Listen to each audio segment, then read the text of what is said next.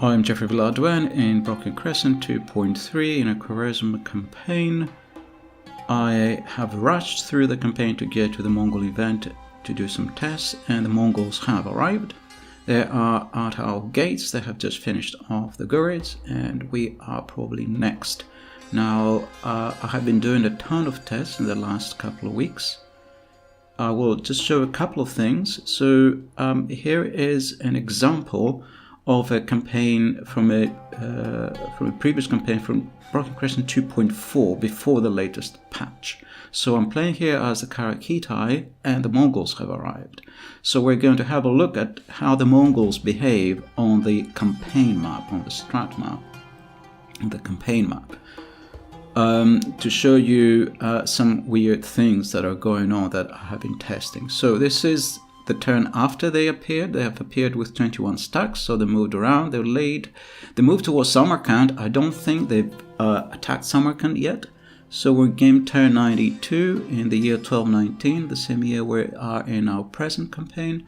Here's the situation with the Khwarezm Khanate. We have 8 allies, we have a lot of allies, and relations with the Mongols are outstanding thanks to the work of our diplomats. So they moved off to Samarkand, and they have laid siege on Samarkand, even though relations are very good. We're at war. So we're now at game turn 94, and they lift off the siege after I treated with them. So we have now a treaty with them, we give them some money, we have a ceasefire, and we're off to game turn 95. They're still hanging about Samarkand. We are still treating with them. 8 turns, 1,000 floors per turn. We are neutral, no war between us. Game turn 96 was still treating with them. Relations are perfect, by the way. And now they moved off towards Bukhara. Now I'm willing for them to attack Bukhara. It's a fortress. They are not attacking yet. They're just moving towards Bukhara, game turn 97. But I didn't want them to attack Samarkand because they would just destroy it. And so Bukhara has a chance of surviving if they attack it. It's a fortress. So game turn 98, they're still moving about. We're still paying tribute. We are at peace. And you know, while we're paying tribute, they're not paying anything. While we have arranged a tribute, they're not actually paying anything, because next turn they break the peace and they declare war. So then we don't have to pay them any tribute. So I treat with them again. We make a new arrangement, another 1,000 florins for 8, 9, 10 game turns. But then next turn they break the treaty once again, so I don't have to pay anything. And so I keep doing this because really I cannot face them. I cannot face them attacking Samarkand. Samarkand is just a city or something, and it will fall immediately if they attack it. Even though I have a full garrison in it, it has no chance if they attack with 7 stacks. And so while they're attacking Samarkand, I have to treat with them. If they were to attack Bukhara, I have a chance defending Bukhara. I'm okay. But imagine this. How long is this going to take? So let's get moving. So we're in game turn 99 in the year 1223 AD.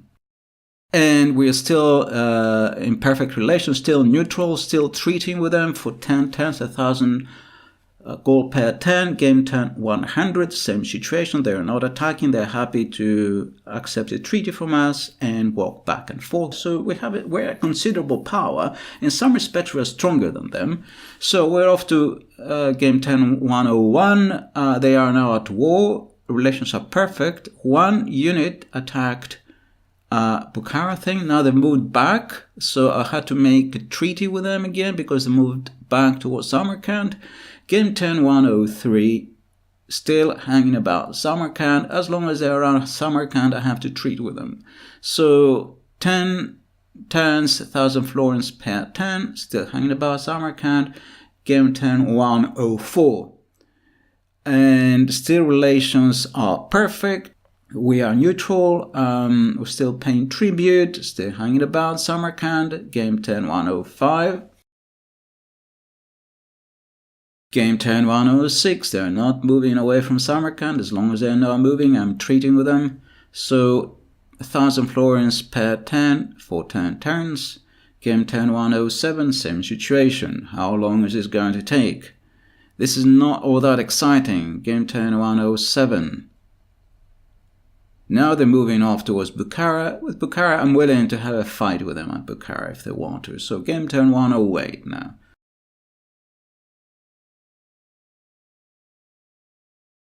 We're still neutral, still treating. Game turn 109. They're thinking about it. Still treating, 1000 florins per turn for 10 turns. Game turn 110. Year 1228. Nothing much is going on. Relations are outstanding. We are at war. In spite of that, they have attacked Samarkand once again, so I had to treat with them. And now they're getting 1000 florins per turn for 10 turns. So they've laid siege on Samarkand. Game turn 112. We are at war. Relations are perfect. Just a little bit of a war, a little bit of a siege, nothing too serious. We're good friends. So game turn 114, I had to treat with them again. They're hanging about, not doing very much. Game turn 115, they've laid siege on Samarkand again. Will they do something else? So we're at war, relations are perfect. It's a perfect war between perfect friends. So game turn 116, we treated with them, back to 1000 florins per turn for 10 turns. They are still hanging about Samarkand. They're not willing to leave their cozy corner. Game turn 117, still treating with them. Half of their army is moving towards Bukhara, but they don't seem too motivated. We lost one of our allies, by the way. But relations are perfect, and we are again neutral and treating. In the meantime, the Cumans have attacked Gurganj. You may have noticed I have been expanding towards the former lands of the Khwarezmian kingdom. I've taken some of their settlements in the meantime. And we are still treating with the Mongols since they are just stuck there doing nothing. This is not terribly exciting. So we are now some 20 game turns, nearly 30 game turns since this started. So they are at war finally again. Relations are outstanding. We had to treat with them because they attacked Samarkand. So, make up your minds, I'm not going to let you attack Samarkand, find something else to do. So, game turn 123, now we're 30 game turns since they turned up, and they haven't done anything so far, they're just hanging about. This is not the most exciting campaign. In the meantime, I'm expanding westward and southward, as you may see from the mini-map, on the strat map, or the lower radar map on the lower left-hand corner. So we're still treating with the Mongols, they're still hanging about Samarkand. Relations are perfect. Game turn 125. Here are the faction rankings, by the way. The blue faction is the Seljuks of Kerman, I think, or some weird faction. I don't know how it became so strong. I mean, that's very weird. It's something that needs looking into. And so we're in game 10-125 now. We're still treating with the Mongols. Perfect relations. They are polytheists, and we are Buddhists, by the way. Very unusual religions. So we're still treating with them. Game 10-126. They're still hanging about Samarkand. Please do something. We have destroyed the Khwarezmians, by the way. The last settlement went rebel. We are now in game 10-127. Still peacefully cohabiting with the Mongols. They have settled down nicely on our lands. They're still hanging about Samarkand. Game 10-128. Relations are perfect, and we're not spending a penny on them, although they are devastating the land, so they are a burden on us.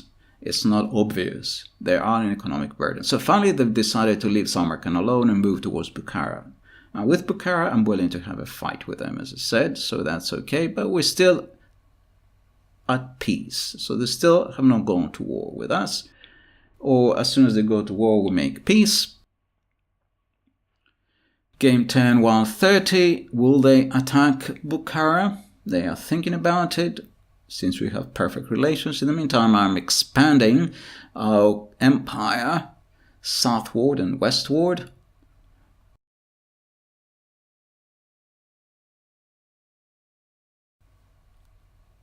And now they are outside Bukhara, so hopefully they will attack Bukhara. So game 10, 133. That's 40 game 10 since they turned up on the scene. They are still hanging about. And relations are perfect, still paying tribute to them. Finally, they've laid siege on Bukhara. Let's see what's going to happen now. So we have 3 allies, we have 4 enemies, including the Mongols. And they are still besieging Bukhara, the second game 10 of their siege. And they've walked away. They just walked away. I did not treat with them. They just walked away. That is the strangest thing. What am I supposed to do? I'm not going to go out and fight them in the open. I mean, it'll be crazy. Suicide.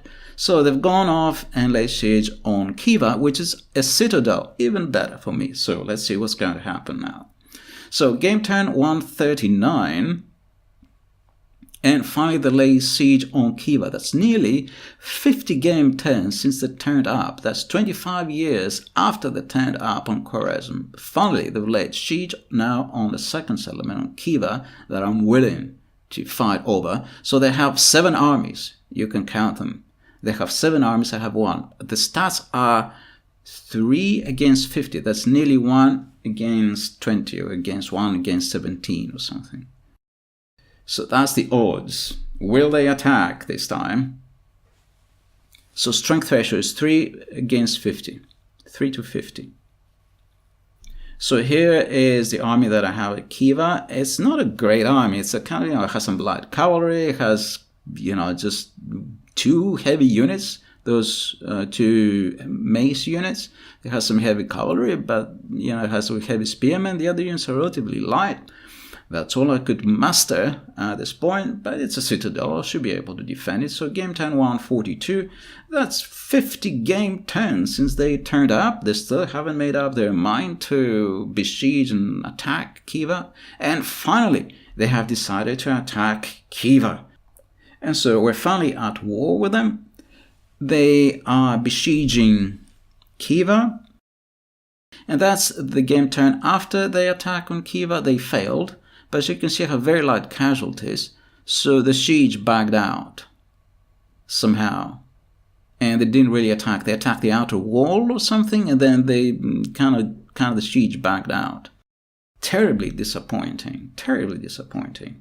So we're going to go back to the Khwarezm campaign, but we have to ask and say what's wrong. There's something wrong both on the campaign level and with sieges, with attacks of the AI against citadels and fortresses. So here's back to the campaign. There was a flag in Birjan, if you remember. I said this place in the desert, how it got flooded. Well, there was a river there, and the river got flooded. That's very nice. That's what we see here. So here's Birjan. We have a member of the Baihaqi family being there. There was a damage on the market building as a result of the flood, and he's going to fix that. And here's the situation with the Mongols. They have deployed outside our border. And we are in the AI turn now. Once again, foreign diplomats are trying to bribe one of our settlements, Firuzabad in this case.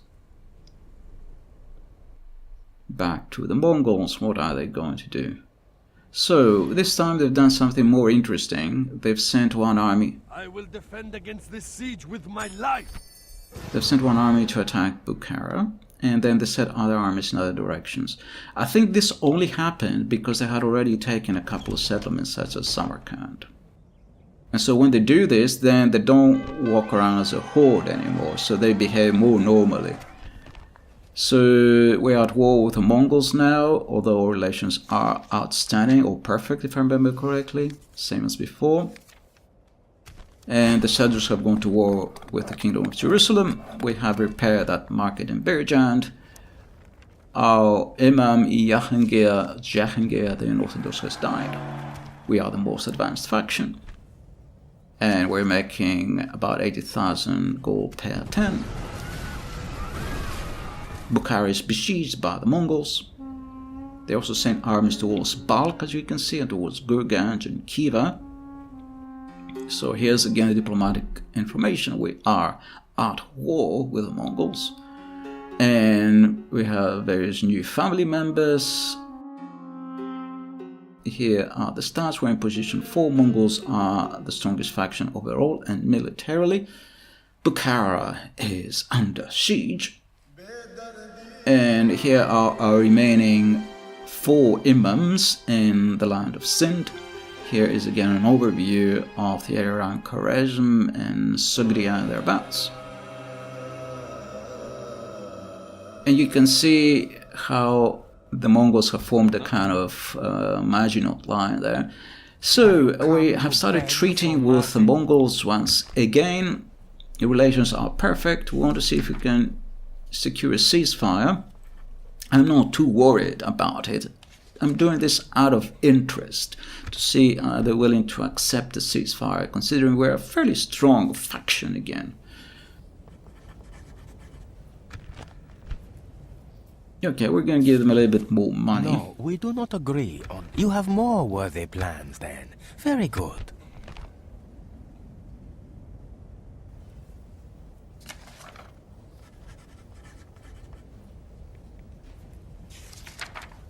$300 gold per 10 for 15 game 10s, that's 4,500 gold. They are not interested. We shall hear your continued wisdom. 300 florins per 10 for 18 game 10s. That's nearly 6,000. No, you they're have not more worthy interested. plans then. Very good. I don't suppose they're going to go for a 4,000 deal. We shall hear your And they continued don't, wisdom. but they are willing to talk to us, which is interesting, at least. So 4,800 florins, not Speak interested. further. We welcome it.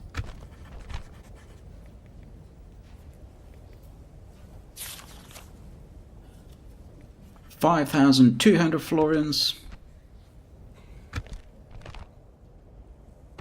And an attack on rebels. It's a generous proposal. No, we do not. We shall hear your No, they're continued not wisdom. interested. So, let's keep going. So, 500 florins for 10 game 10s, that's 5,000 florins. Speak further. They don't We want to welcome it. ceasefire for 5,000 florins. So, keep going. 500 for 11 game 10s.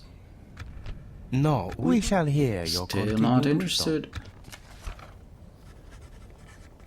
500 for 12 game 10s. That's 6,000 florins. Speak further. We welcome it. No.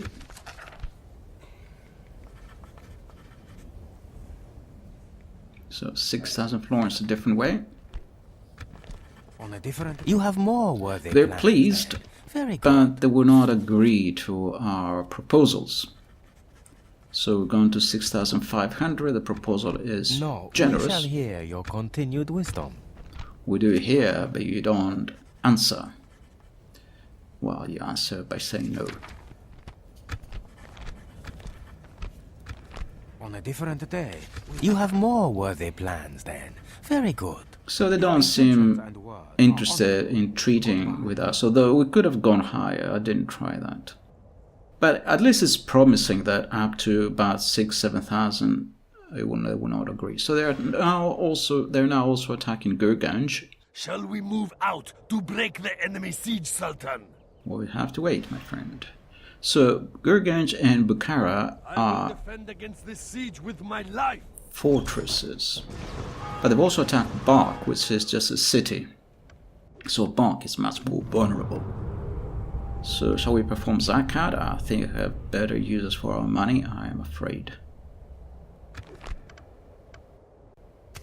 No Zakat paid. We have bigger troubles than overpopulation at the moment.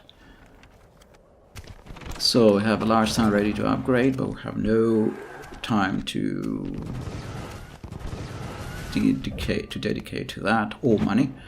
We've lost one unit there, or some unit going to Kerman or something from Bam to reinforce the garrison. They went rebel. We march. So we have some public order issues down there. And here's the situation around Sugdia. Bukhara is under siege, as is Balkh. And Khwarezm Gurganj is under siege. Merv is very vulnerable. Looks like it has a big garrison, but it's very light units. Hopefully they will not venture towards Merv. We are reinforcing some of the other settlements down south with light units. Well, I think this guy is actually a general. He's going over to take command of Yazd. We have no general, no governor in Yazd. And there's an attempt to acquisition the business of one of our merchants there. Our merchant survived the acquisition attempt. And the Mongols have attacked Bukhara. That's a little bit better than the previous campaign that I showed you. This is 2.3. The previous campaign was 2.4, the one we saw at the beginning of this video clip. So here's our army. We have a decent army. We have 3 units of Sogdian axemen. We have 2 units of heavy swordsmen and some Dailamis. The enemy has a lot of archers. Obviously, it has some heavy units. So it has this 1 unit of noble cavalry. Then it has this Khan's dismounted guardsmen. They are quite good. These Karachu huntsmen are quite useless. And here are our units. We have some reasonably heavy archers. We have 2 catapults. They're useful. The spearmen are light to medium. They're not great. And then we have this heavy unit of Matatawi warriors. They're pretty good, as well as the Sogdian axemen, the Tajik militia. These units at the lower half right of the roster are pretty good. Here's our General Kutluk. He's not a great general. He's lazy, has silly beliefs. He's sociable. He has some money knowledge. I don't know how useful that would be, but never mind. He's a throwaway general. So let's fight this battle on the battle map. Inshallah, we shall all find a way to an honorable victory!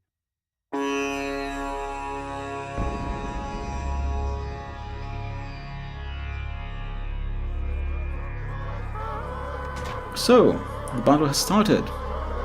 Here are our Dailami infantry. They are javeliners, but they're also very good in melee.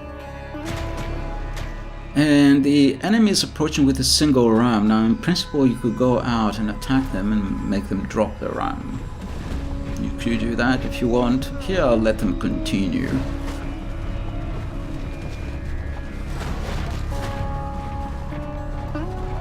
So this is a reasonably heavy unit. I'm quite happy that they've been destroyed by fire from the towers.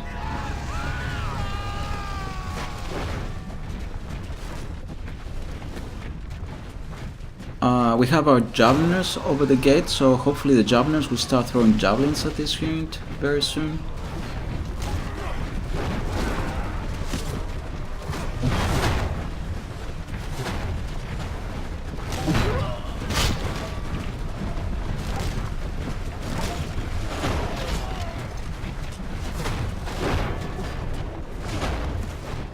And they've been murdered by fire from the arrow towers. Now the javelins started coming down. So the javeliners here started throwing javelins. So the casualties of our enemy are multiplying, and their siege ram has caught fire. Our javeliners are throwing javelins at them. unfortunately they don't have a very good angle and most of the javelins are missing. So our enemy now is also approaching with ladders.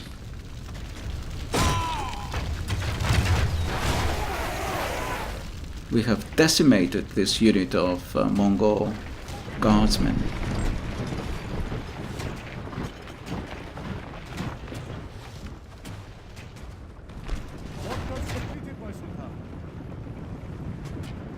And they've backed out there. So the enemy has approached with ladders. They have plenty of ladders here. They're going to try and put ladders on 2 points on these walls.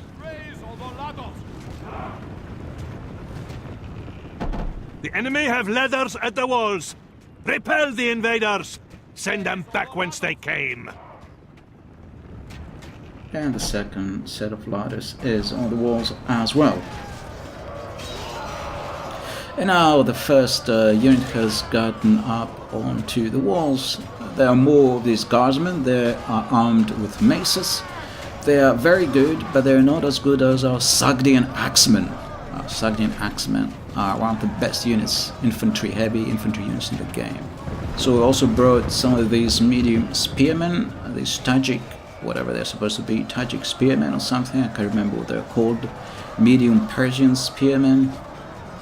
They look like the Tajik infantry, I don't know why they're called Persian, but anyway. And here the enemy is bringing another ram. And this time some light archers are pushing the ram and they may be in loose formation, I'm not sure. Here's another unit of these light Karachu huntsmen. They are trying to go up the ladders to fight with a Sogdian axeman. So the Sogdian axemen have finished off that Mongol guards unit and now they're going over to this side, where another Mongol unit is coming up these ladders. We have only spearmen there. And here's another Mongol unit. These are medium heavy Karachu infantry or something. These are medium infantry and they are fighting with our Tajik urban militia, which is a very, very good sword unit, as you probably know by now. In this incarnation of Broken Crescent, in the beginning there was just some kind of medium sword unit. They're slightly better now, they're more like a heavy sword unit in terms of their stats. We brought also the Dailami heavy infantry on this side that were on top of the gate. They've thrown all their javelins and now they've taken out their axes and they have attacked these heavy Karachi infantry on the other side, on their backs.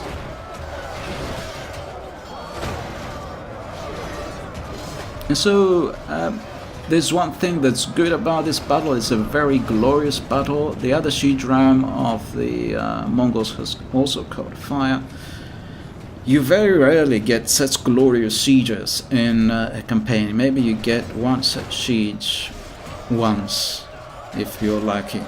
I mean, most of the time I sally out and destroy the enemy army in sally outs. And if I attack, the defenders sally out to fight me in the open. This is a very rare case where the siege ends up with a siege battle rather than a sally out. And it's a very glorious siege battle. So the Mongols have brought in some medium and heavy infantry and we're fighting it out of the walls. We have some good units here ourselves. The Mongols have brought another unit of these heavy guardsmen with the maces. But we have here a unit of Sogdian axemen ourselves, as well as these medium spearmen. So we should be able to handle the heavy Mongol infantry. There are more Mongols coming up the walls on ladders on the other side. Here they are. These are very light Karachu huntsmen. They are unarmored. They should not be fighting in melee. It's not very easy to mod this part. The battle AI is moddable up to a point. but not as much as one might like. So it sends these very light archers up the walls to fight with very heavy infantry. It's not a good idea. So here's the medium Mongol infantry, the swordsmen here. They are decent, they have some armor. They are heavy Karachu infantry, but they are surrounded. They are attacked on both flanks, and they are being murdered. They have shields on their backs. That's very interesting.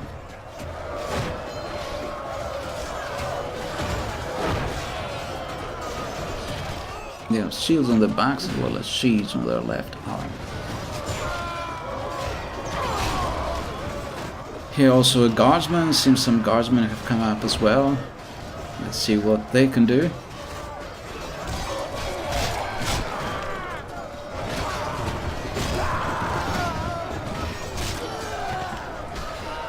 Heavy Karachi infantry has been destroyed. The Mongols are sending in more infantry, but most of their army was cavalry, so eventually they're going to run out. And because we've destroyed both their rams, they cannot bring their infantry in, so basically they're not going to go past the walls. We have a lot of heavy infantry, and so Bukhara is safe. They have no chance of taking it. Nonetheless, a nice siege battle, good for a change.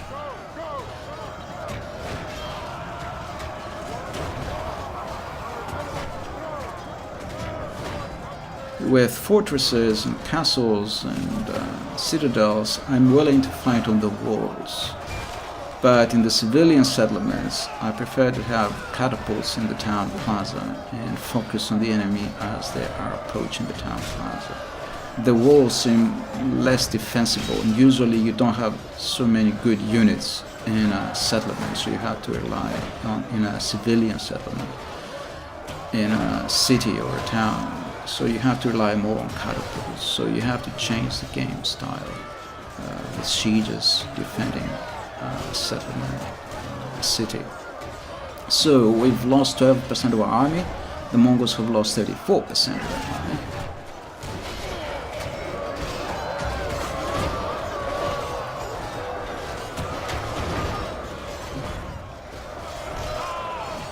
So there's something I'd like to say at this point while I still have some time before this battle ends and while we're massacring the Mongols. And that is that in Broken Crescent 2.4, in the campaigns that I had tried when we were about finishing the game, or when it just came out, the Mongols were very often hesitating to attack. They would attack, lay siege for a game turn or two, and then they would walk away. Very rarely they go up on the walls. Very rarely they will commit themselves and attack.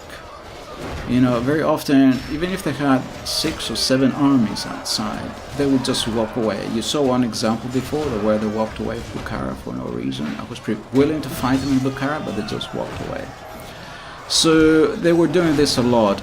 I realized that they're not doing it anymore in this campaign. I checked the code and I remembered that in Broken Crescent 2.3 I had made a submod that was fixing a couple of things in the AI behavior. It's still the Grand Viz AI, the original AI that came with Broken Crescent, but I added some just conditions in some of the lines, and one of the conditions say that if you lay siege, you stick with it. So what was happening before, maybe I could say it in just a few words, is very often the army, the AI rolls the dice. Shall I attack or not? And there's a probability. We'll say, let's attack the settlement. So it kind of a probability attached. Now if it has a weak army, you say, are we stronger than the human player? No. So the probabilities of committing to an attack is very low.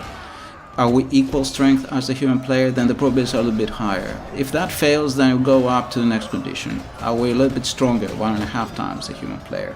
Are we 2 times the human player? And so on, and goes on and on. Are we 5 times stronger than the human player? Are we 20 times stronger than the human player? By the time you reach 20 times stronger than the human player, as it was now, it's basically a certainty that you will lay siege on that settlement. However, then the AI does not attack straight away because it has to build armies. It has to build ladders and siege towers and so on. So we'll wait for another game turn, maybe, very often. And then it has to roll the dice once again, so to speak, and starts from the beginning. So we attack the human player. Is he stronger than us? Yes, the first condition is maybe he's stronger. Is he stronger? What are we? Or rather, the first condition is is our strength at least about as strong as the human player, let's say. Yes, that's true, so it rolls the dice. But for this kind of strength, the probability of committing yourself to a siege is very small. So maybe it only has like a 5% chance to say yes. 19 out of 20 times will say no. If it says no, the army walks away. And so what happens, if you follow my thinking, is that by having this way that this AI works in calculating whether the AI will attack the human player or not, if it has laid siege and does not attack immediately, but it has to roll the dice once again whether it will continue the siege or not, next time around, the way the scaling works, chances are 19 out of 20 it will lift the siege.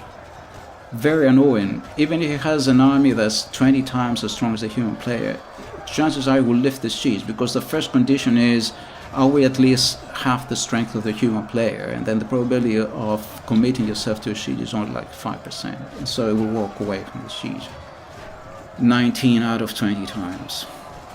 That's how it was working before. Now, I didn't want to change the AI, so I added their condition that once the AI has led a siege on the human player, it does roll the dice again. It doesn't recalculate probabilities, it just sticks with it. So if it's led siege, it sticks with it until it will attack. If it happens it was only 50% the strength of the human player, 1 out of 20 chances this will happen, is very rare, so be it. And so this has changed now. And so if the AI army lays siege on a settlement, it sticks with it. It doesn't walk away like it was doing before, like you saw in the beginning of this video clip. At least this is how it's going to be when I have finished my version of whatever I'm making. It's going to be at least a sub-mod, but some of this is going to go into, hopefully, a higher version of Broken Crescent. I'm also making different difficulty levels, so there will be an easy level for the Mongols. So the Mongols keep attacking, as you can see while I'm talking, but it's a hopeless attack. There have been some changes. I want to do a version 2.4.2 campaign to show you some of these changes already made by Byzantine Boy. Nobody has ever done a review or shown anything about the latest version of Broken Crescent. Nobody. I haven't even seen anything on YouTube. It's a great shame. So I want to do something along those lines. However, I don't like the costing of the units, so I'm going to do a slightly modified version of 2.4.2. We're doing very well there. I think the Mongols have lost nearly half the army. Byzantine Boy has introduced a couple of things about the Mongols, so they will not come in with 21 stacks anymore. They will come in with 7 stacks. And then if they conquer a number of settlements, then they will start getting reinforcements. Now, from my point of view, 7 stacks is a little too little for a very hard difficulty level. I'm okay with 21 stacks at very hard difficulty. But maybe for the easier difficulty level, 7 stacks will be okay. On the other hand, remember that the AI gets reinforcements, the Mongols get reinforcements if they can capture a few settlements. Nonetheless, I think 7 stacks on very hard difficulty is a little too weak. So I may change something about that, I may not, I'm not so sure. But for now, I'll just do a campaign with minimal changes on version 2.4.2, mostly cosmetic changes. But I will change things like a little bit the AI, so like here, it will attack, it will not just walk away. So we're nearly at the end of the siege. The enemy is just left with some of these light Karachu huntsmen. They are fighting our Tajik swordsmen and our Sogdian axemen and our medium spearmen. They have no chance against these units. And they are outnumbered, they're outmatched. This is the end of that Mongol attack on Bukhara. I hope you liked it. At least I hope you found it interesting.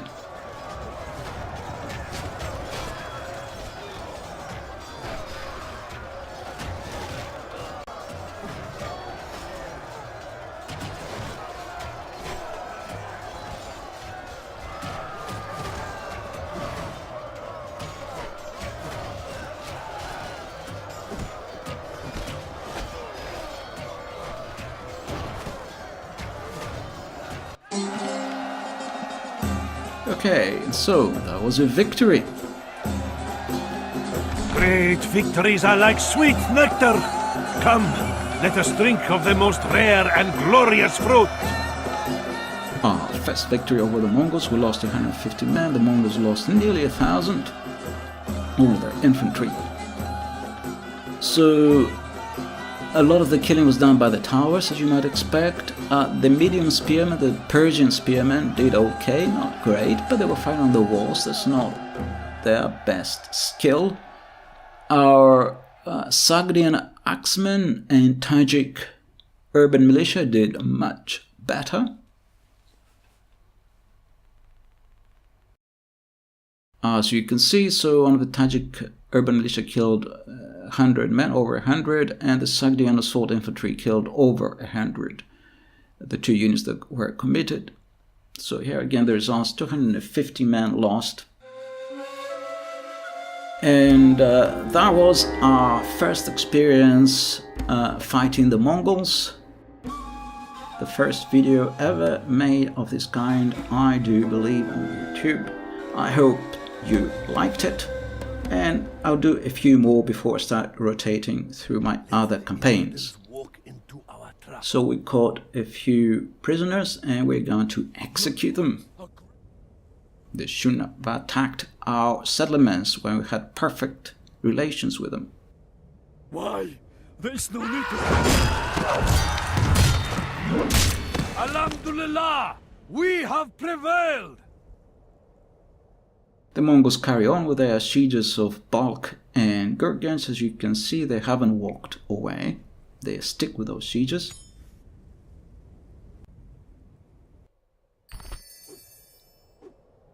Yeah, we have various events of peripheral interest as we go on to the next game turn 100, the year 1223. Thank you for watching.